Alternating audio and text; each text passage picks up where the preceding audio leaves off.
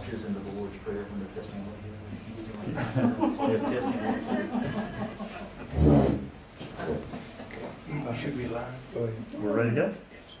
Okay, at this time we'll call to order a public hearing to receive comments from the public concerning a proposed ordinance for redistricting of county council district seats based on the 2020 census results. We'll start with a presentation from Revenue and Fiscal Affairs. We've got Adam DeMars, who's going to kind of walk through the work that they've done so far for us on the redistricting. So go ahead, Adam.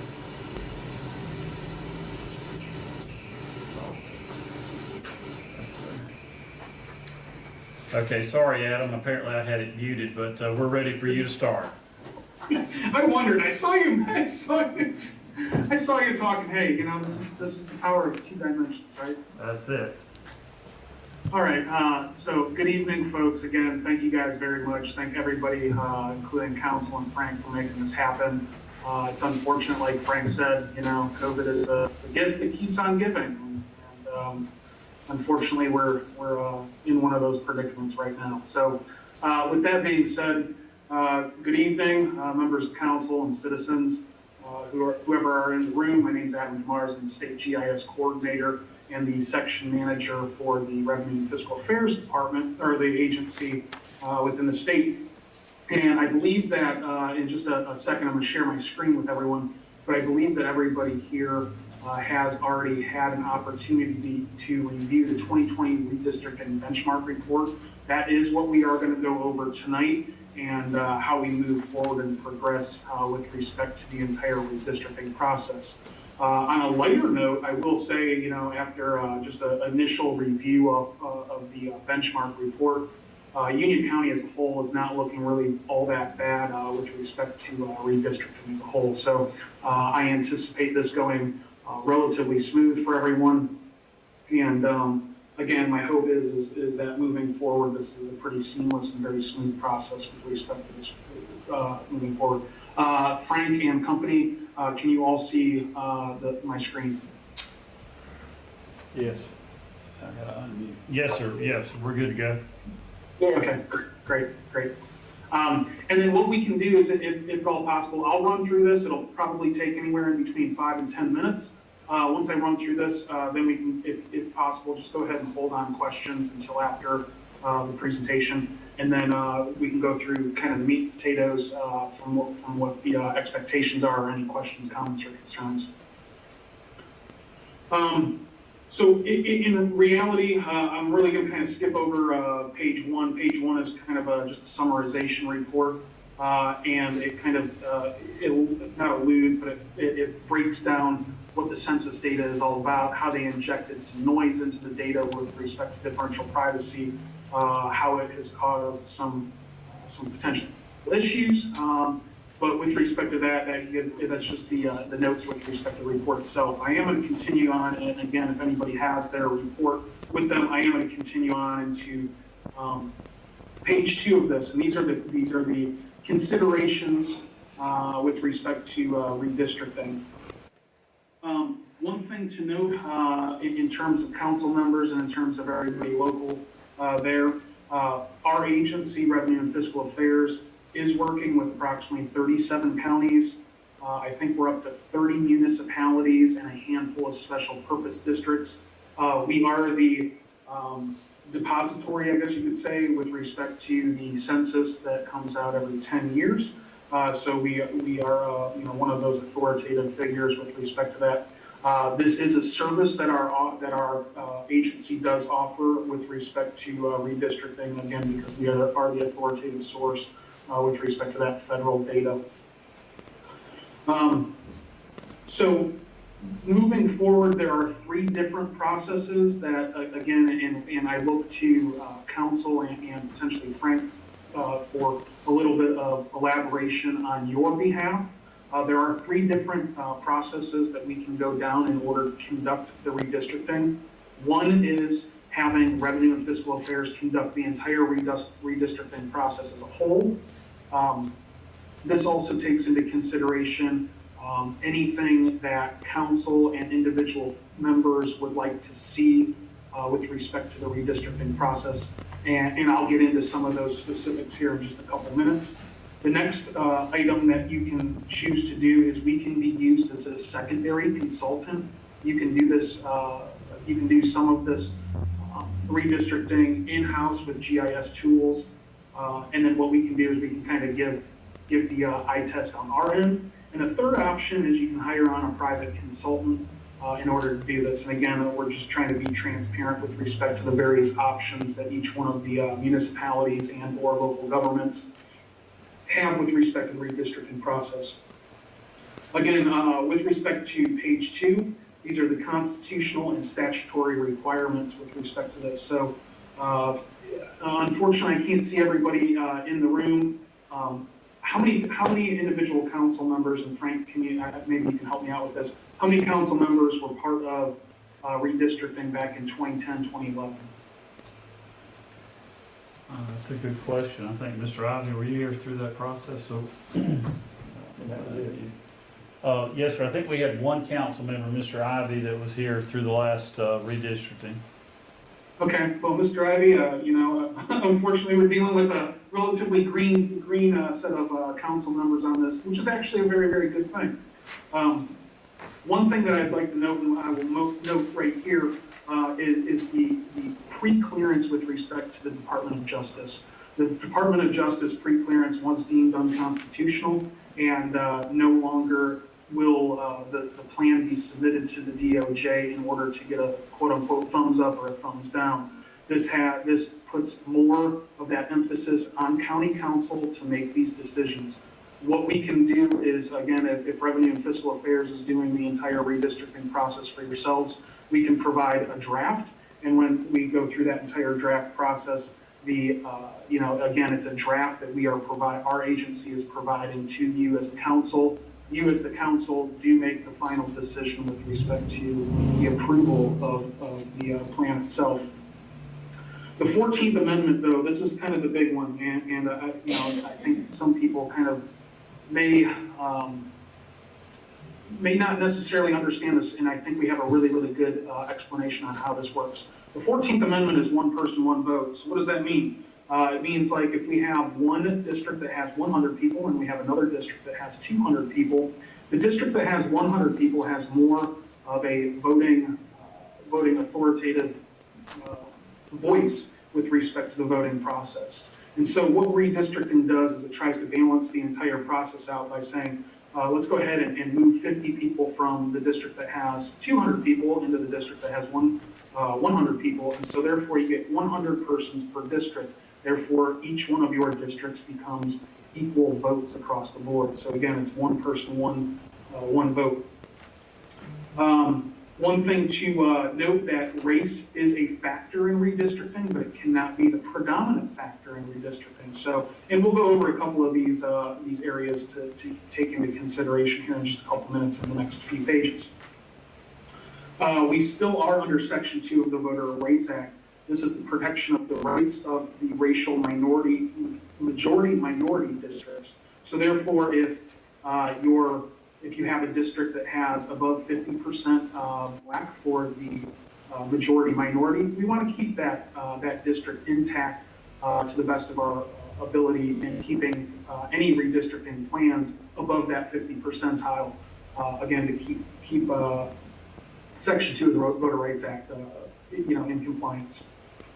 I already stated that we're no longer under the Section 5 of the DOJ pre-clearance, which again, we don't have to submit those plans. So again, the burden falls more on the council in order to provide and sign off on these plans.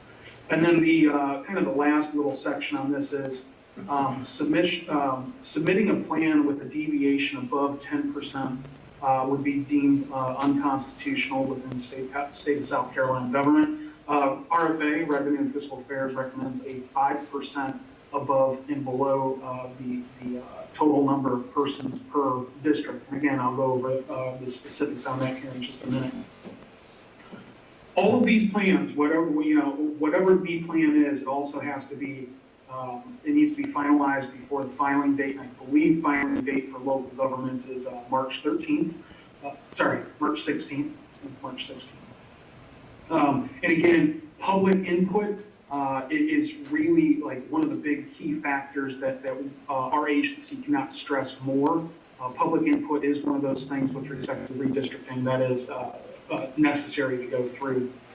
It does require at the local level, and again, we're dealing with municipal and local governments at the same time, along with some special purpose districts, but it does at the local level require 3 readings. So let's go ahead and move down to that second section on there. The RFA further recommends the following traditional principles. Districts must be drawn contiguously. What does that mean? They cannot jump. You cannot have 2 individual districts that say represent District 1 that is separated by another district. They have to be contiguous. Second part of that is it needs to minimize the splitting of voting precincts. Now this is a little bit more complicated, and we understand that voting precincts will get split, and that's just the nature of it, but we want to try to minimize that as much as humanly possible.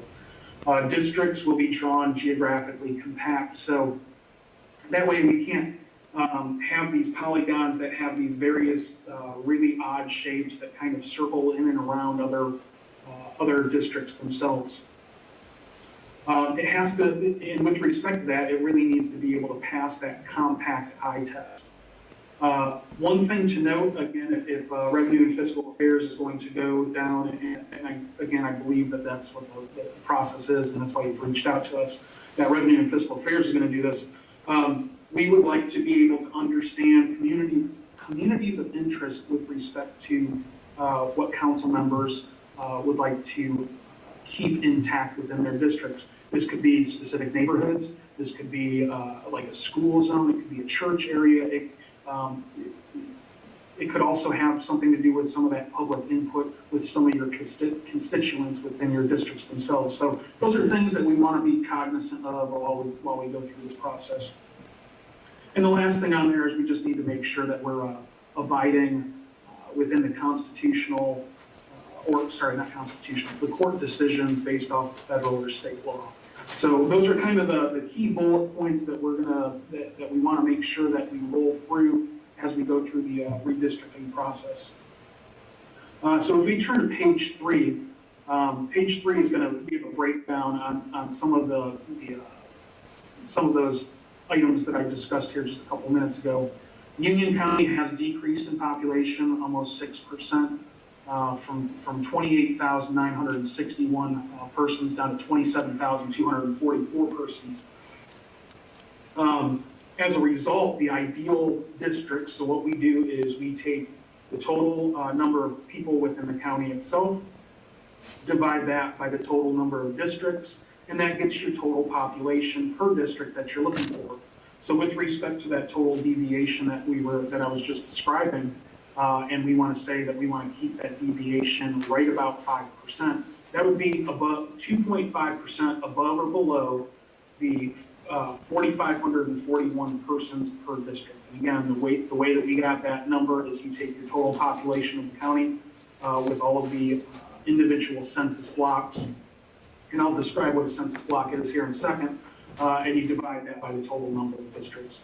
And the way that we then calculate out your total district is we take the value of the lowest, we take the value of the highest, and then it's the absolute value of both of those. So again, Union County is sitting slightly above that 10% deviation, and Union County will need to do some redistricting.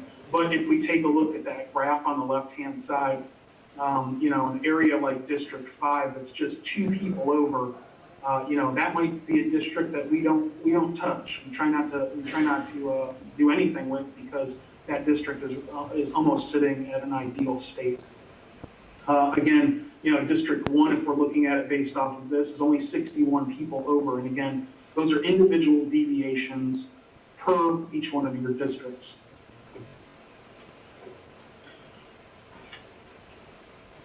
So bear with me just 1 second. We'll go over a couple more notes. Like I said, population is created from the census, and the census, we've had a couple of dialogues with both local and municipal folks, and we've had some some really good dialogue with respect to how the census population and the census counts work. You know, it's interesting because not everybody, unfortunately, fills out their census. So sometimes when you look at these numbers, you can say, man, that really doesn't look right. You know, I think we're being under total with respect to that. Again, it's not something that's mandated at the federal level to fill it out. It's good to do because there's a lot of money affiliated with your with census data and those dollars itself that come over that 10-year period. But we've had other counties also say the exact same thing, where they said, hey, this is an undercount. It's not really representing. Again, this is federal data, and at the block level, which is the smallest form that the census releases population data, blocks cannot be split. However, if we aggregate a block up to a block group, which may contain 10, 12, 14, even 20 or more blocks, you can split block groups, and then you can aggregate again one more time up from that up to a tract level, which aggregates your blocks up, and again you can split tracts. But at the lowest form, which is how we are presenting your data today, we present everybody's data at the block level, and again, we cannot split blocks. So let's move down in a quick map on page 4 here. You all provided us your individual physical addresses to ensure that currently each one of your incumbents do fall within their current districts. And again, we appreciate that. And again, no PO boxes were used for that. Page 6, what we want to do is we want to roll over this. And again, like I said a couple minutes ago when we were talking about majority minority, one of those districts that we want to, take a look at is District 5. And again, I'm gonna flip back and forth between a couple of these. District 5 is at 60.82% with respect to the Department of Justice black definition for race. We want to try to keep, during this redistricting process, we want to try to keep that intact as best as humanly possible. This way we don't get ourselves into a possible cracking or packing issue with respect to how redistricting functions as a whole with respect to the Voter Rights Act. I apologize for that. You will see there's 2 separate tables here. These 2 tables both, so at the redistricting level, we use total population. However, we also do provide a voting age population with respect to the graphs here also. What I would like to note on here is that we have it broken down into 4 race categories. We have Hispanic, non-Hispanic white, non-Hispanic DOJ black, and then non-Hispanic other race, which is the other races that are affiliated with how the census calculates everything out. Again, what we want to be cognizant of is we want to make sure that we keep that District 5, and again, if we go back over to, page 3, we want to make sure that we keep District 5 intact. And again, District 5 really doesn't need much of a change because you're really only 2 people off of that benchmark ideal 5,441 people per district itself. So if we don't touch any of that data right there, that actually will keep that number intact, and it'll keep that checkbox checked, and we can continue to move forward.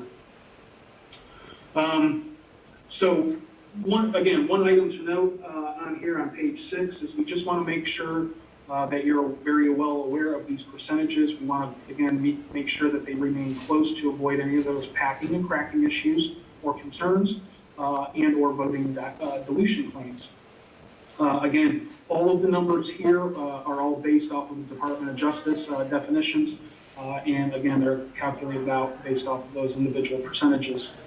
In conclusion, again, we're already in the middle of this, but conducting a public meeting to discuss this report. Again, I appreciate council for allowing us to do this virtually.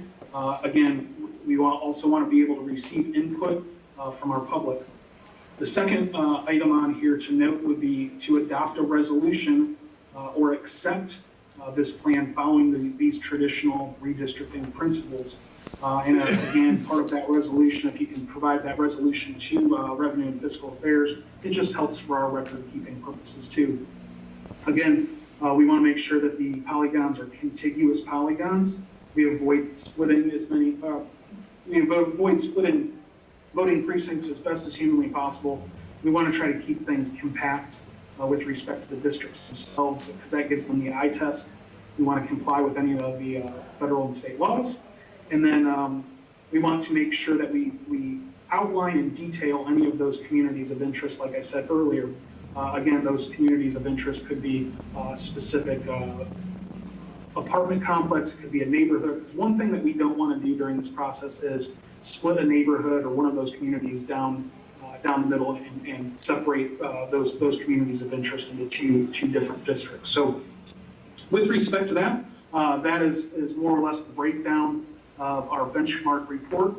And any other additional comment, or not comments, any other additional information, again, I'm trying to do a higher level adaptation of what our benchmark report is, but any other information that you need is most likely contained in here, and I will open it up for questions.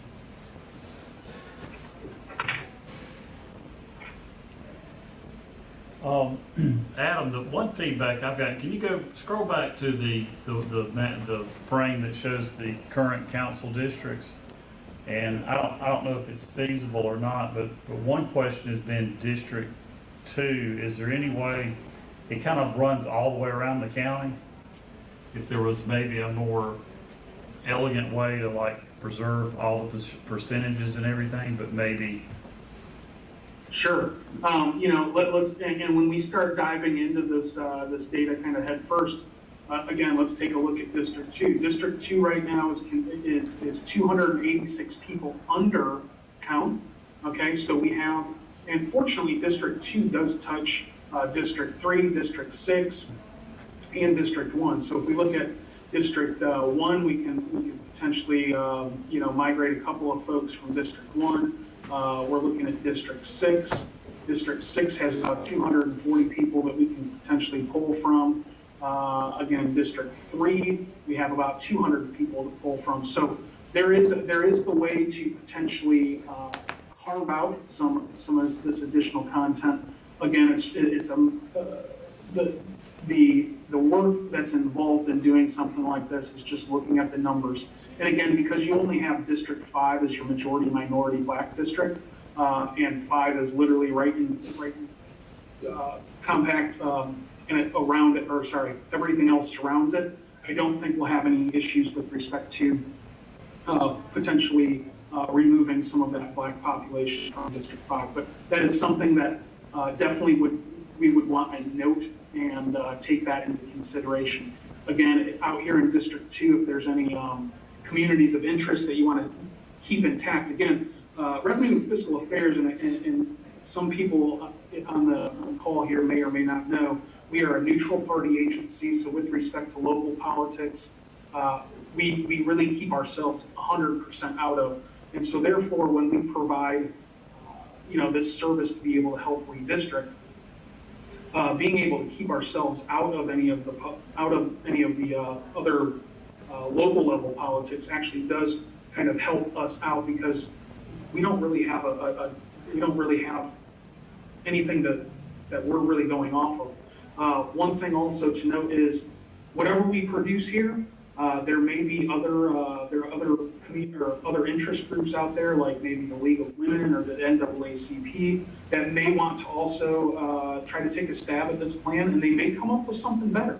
At the end of the day, and I've said this, we, I guess as an agency, have said this a number of times, if there are other plans out there that meet the criteria better, and you as a county council deem that as a better 10 years, by all means do it. This does not hurt our feelings. This is what we're doing is we're just taking a college approach at it. We'll take a good college effort at it and see what we can provide to you. But again, at the end of the day, if there's another group out there that wants to try to take this data, run with it, and produce something different and more encompassing, by all means, you got to do what's best for your council at the time. So that is one of those things, Frank, that we'll definitely take into consideration. This was based on the central tracts? On the central? On the last census, yeah. Yeah. So this, yes, this is the 2020 census data. So let me give you a little bit of background, just in case anybody may or may not understand fully how we create the numbers that we did. We've taken the 2010 county council districts that were, again, created and developed back in right about 2011. And what we've done is we've, in terms of a better word, we've mashed that data on top of the new 2020 census data in order to provide the statistics. Moving forward, we will change blocks in order to meet the criteria based off of that standard, or based off of that standard deviation being under 10%. Again, that's a state statutory requirement.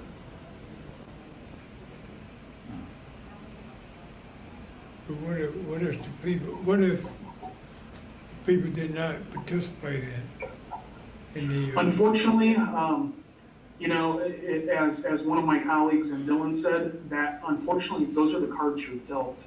And again, that's one of those items. The federal government and the U.S. Census are the ones that collect the data. You know, in my opinion, I really wish every single American would fill out the U.S. Census. It would give us really a good understanding on where populations have shifted, what our age demographics are across the board. But there is nothing that holds people, you know, accountable for not filling out their census. Unfortunately, those are, you know, and again, it's not the best term to use, but that is the card, that is the data that we're dealt. How's that? That might sound a little bit better. That's the data that we're dealt, and unfortunately, we don't have any control. None of the 50 states have any control over forcing folks to, forcing their citizens to fill out the census. It's unfortunate that some people don't. But again, we can't hold them accountable for not doing something like that. It really, at the end of the day, and I think everybody, you know, on this call, or again, could agree with me that it hinders local governments and municipal governments at the end of the day, because there is federal dollars at stake with respect to population shifts and swings. I hope that answers your question. Any comments from public citizens here?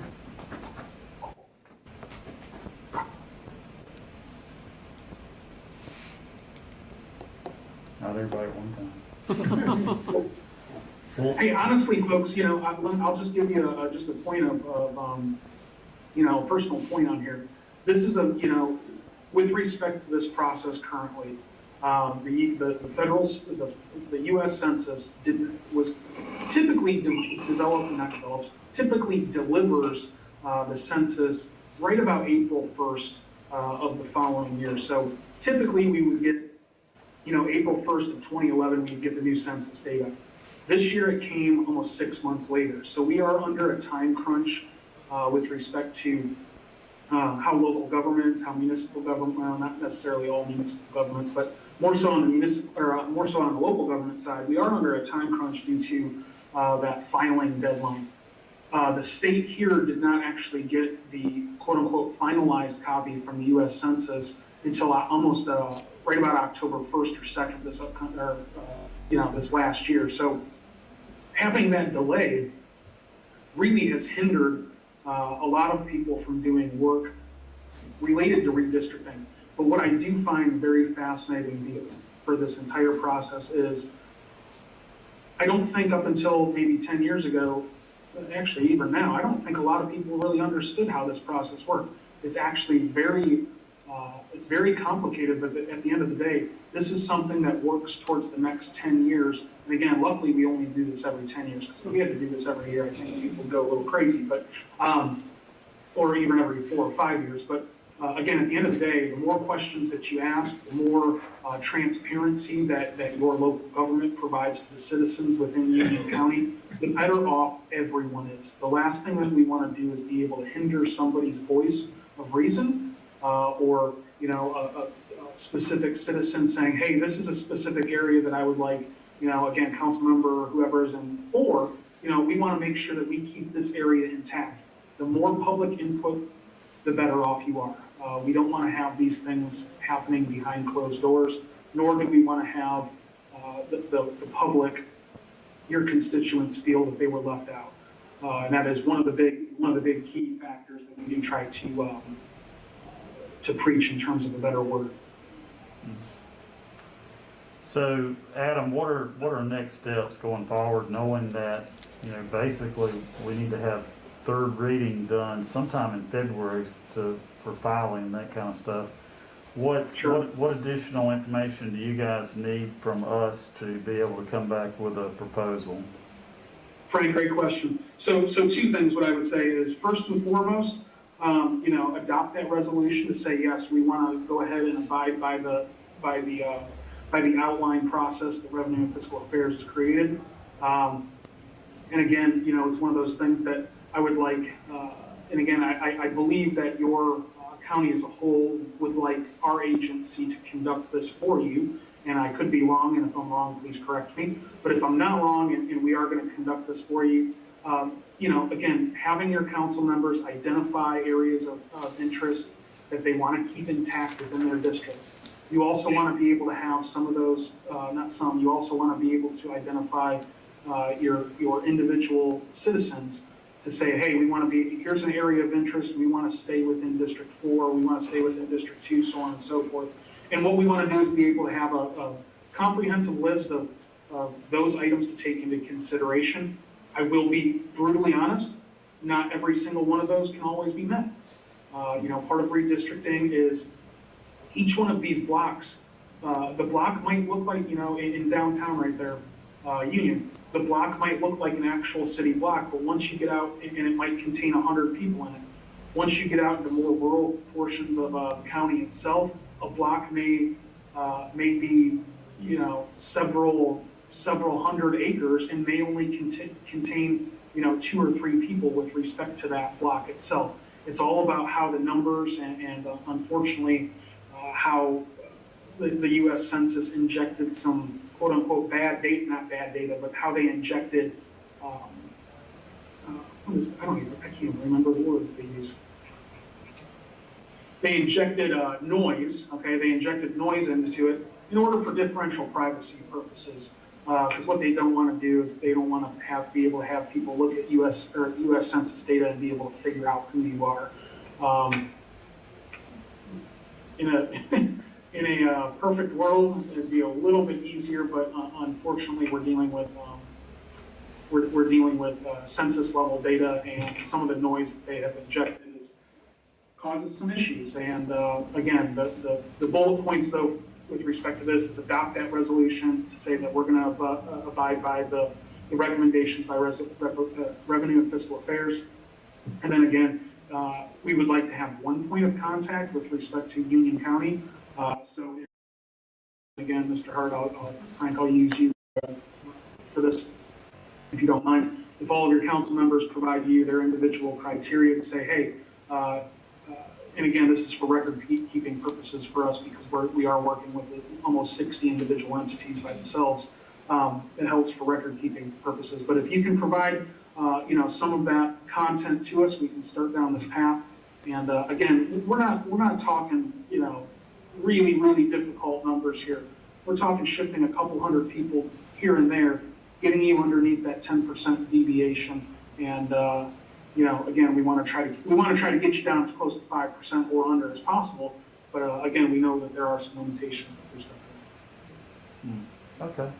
Well, I would say we are broadcasting the meeting, so any of the public that's watching the meeting on Facebook, if you want to provide some input or comments, you can do it to your council member. You can do it directly to my office at the courthouse. But I would recommend that if you have input, I would get it in sooner rather than later, just because we're on a timeline. And I would ask council if you guys would kind of be working on that, and if you got specific things you want to put into the process, maybe try to get that to me by middle of next week. And we'll try to get something to you, Adam, next week. Okay, that sounds good. What I will say is, some of the other counties and municipalities that we have worked with have requested multiple drafts. I will say one challenge that we do have, again, it's actually I should say two challenges. The first challenge is a timeline on this, right?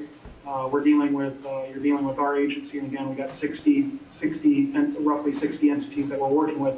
The other challenge is the more map drafts that we produce for you sometimes can muddy the water. Now, with respect to that, I would suggest maybe taking, you have a benchmark, and let's just start with one and possibly a second draft if one doesn't really work out with respect to everything else. These are living, breathing, working documents until the finalized process is signed off on by county council. But again, like Frank / Mr. Hart said, the sooner we get that data to us, the sooner you all get it to us, the quicker that we can start the process for you all. All right, Adam, well, I appreciate it. Any other comments for the public hearing? Okay, hearing none, we'll close the public hearing, and Adam, we appreciate you getting us up to speed and look forward to working with you on it. Appreciate your help. You're welcome, and again, I apologize for not being able to come up there again. COVID keeps on giving, and I hope you all stay safe and enjoy your week. And again, we're here to help. If you have any questions, feel free to reach out. The best email address, and again, Frank, you have it, is just reach out with that redistricting at rfa.sc.gov. Okay, perfect. Thank you, sir. Thank you all very much. Enjoy your evening. Thank you. Okay. Bye now. Okay. At this time, of course, if we close the public hearing, we'll call to order the regular meeting of the Union County Council. I'll ask Chaplain Sinclair if you'll open us in prayer. All right, let's pray. Lord, I want to thank you so much for another opportunity, Lord, to serve you, Lord. Thank you, Lord, for an opportunity to represent this great county, Lord. Lord, I just ask you, Lord, as we enter into this meeting, Lord, that you would guide our minds, and, Lord, that the actions that we would take, Lord, would best benefit our citizens. Lord, I just want to thank you again for loving us. Thank you for being so good to us. Pray, Lord, you'll protect us and keep us all safe. And those that are suffering with the virus, Lord, I pray, God, you'd help them and touch them. For everything you do, we'll be sure to give you all the praise, honor, and the glory. For in Christ's name we pray. Amen. Amen. If you would join me in the Pledge of Allegiance, attention, salute, pledge. I pledge allegiance to the flag of the United States of America and to the republic for which it stands, one nation, under God, indivisible, with liberty and justice for all. Ask the clerk to call the roll. Tracy Campbell, District 1. Present. Ralph Tucker, District 2. Dean Ivy is absent. David Sinclair, District 3. Present. Ben Ivy, District 4. Present. Tommy Hill, District 5. Present. John Flood, District 6.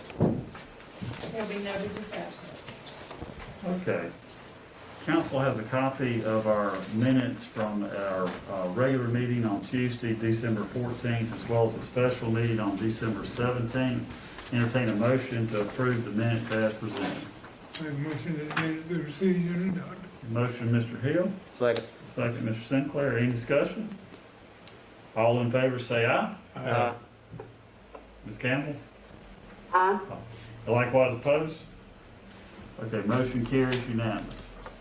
Okay, service awards. We have a number of awards for tonight.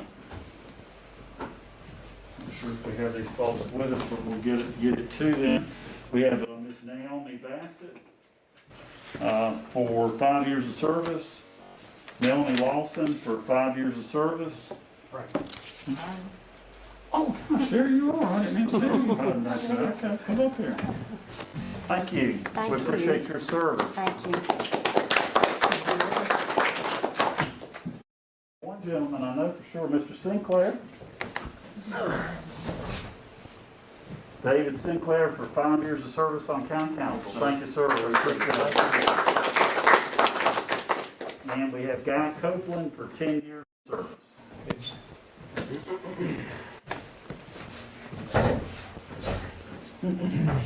Okay, Okay, first item on the agenda is, council has a copy of a letter from the Historical Society requesting to use some of the display cases which are currently being stored in the old Buffalo Mill office building, is what I'll call it.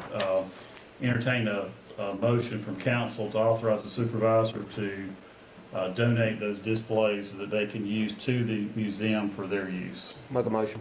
Motion, Mr. Sinclair, second, Mr. Ivy. Any discussion? All in favor say aye. Aye. Okay, motion carries unanimous. Okay, council has a copy of a letter from the Union Soil and Water Conservation District related to management of the Browns Creek Reservoir. There has some maintenance that needs to be done regarding repair to a floodgate control. They provided an estimate in the amount of $67.50. $67.50. I'm recommending that we assist those guys with that repair in an amount of $3,500 to come from our contingency fund. I'd make a motion we do that. Second. Motion, Mr. Ivy, second, Mr. Hill. Any discussion? All in favor say aye. Aye. Motion carries unanimous. Okay, next on the agenda, I had Coach William Royce. I don't see Coach Royce here. So we will move on past that one. We'll come back if those guys make it. Any requests to fill vacant budgeted positions? I have one. Yes, ma'am. I had an employee retire out, and I need to replace that employee, and like you say, it is a budgeted position. Okay. So we got a request from Clerk Court to fill a budgeted vacant position. Entertain a motion to do so. Make a motion. Motion, Mr. Ivy, second, Mr. Sinclair. All in favor say aye. Aye. Motion carries unanimous. Thank you. Thanks, Mel. Okay, any requests for capital funds? Any appointments to vacant boards and commissions?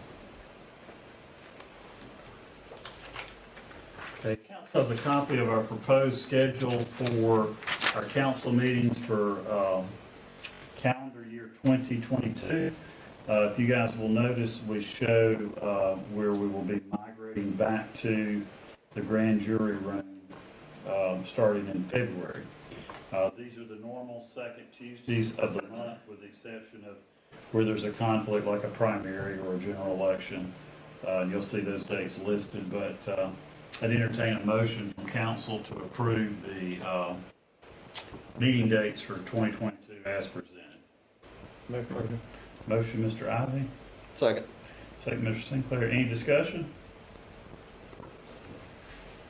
Okay, hearing none, all in favor say aye. Aye. Motion carries unanimous.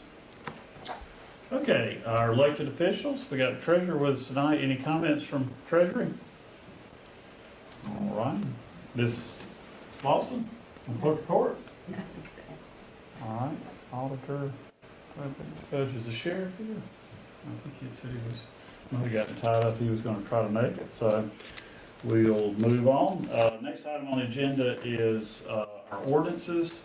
We have a fee agreement for Project Badar, second reading. This is an ordinance authorizing the execution and delivery of a fee agreement by and between Union County, South Carolina and Project Badar, providing for a payment of fee in lieu of taxes and other matters related thereto. Council has a copy of the ordinance in full text. Entertain a motion to adopt the ordinance as presented for second reading. Make a motion. Motion, Mr. Ivy. Second. Second, Mr. Hill. Any discussion? All in favor say aye. Aye. Motion carries unanimous. Okay, next item is second reading of an ordinance establishing a joint county industrial and business park for Project Badar.